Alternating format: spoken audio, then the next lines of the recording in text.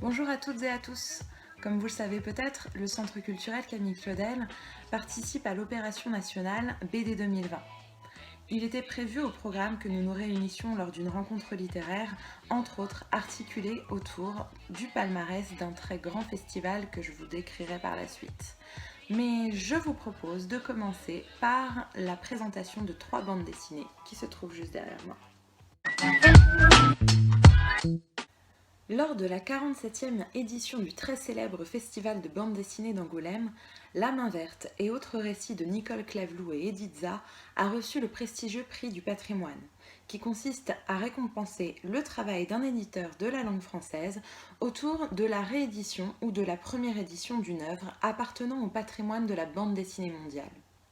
Ce premier volume, d'une anthologie consacrée à Nicole Claveloux, peintre, illustratrice jeunesse et dessinatrice de bande dessinée, passée par les magazines Métal Hurlant et Anana, première revue de BD féministe, ce livre est un recueil d'histoires poétiques, rehaussé de couleurs flamboyantes.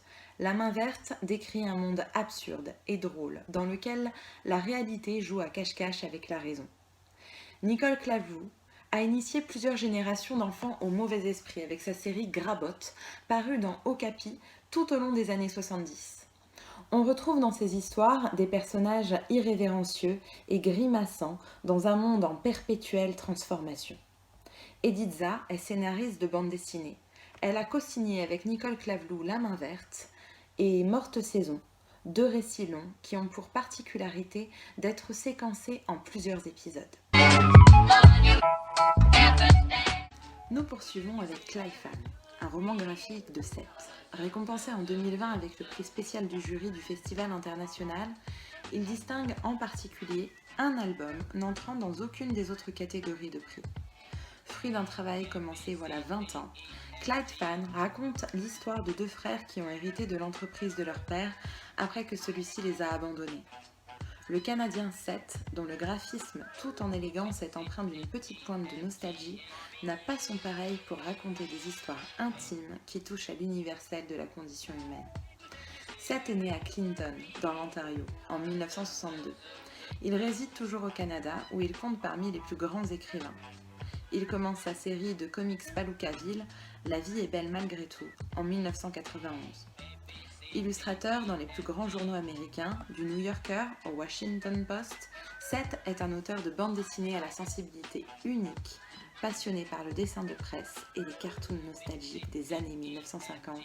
Il est découvert en France au milieu des années 90.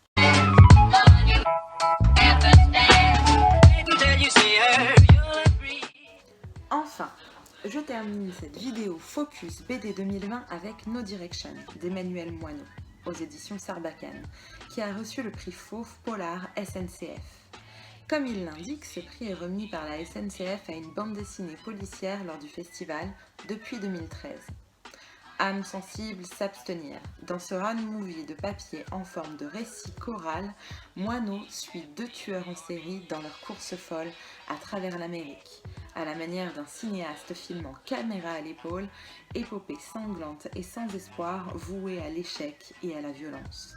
No Direction est une comédie humaine en 20 chapitres qui cueille le lecteur à l'estomac comme autant de coups de poing. Et voilà, c'est fini pour aujourd'hui.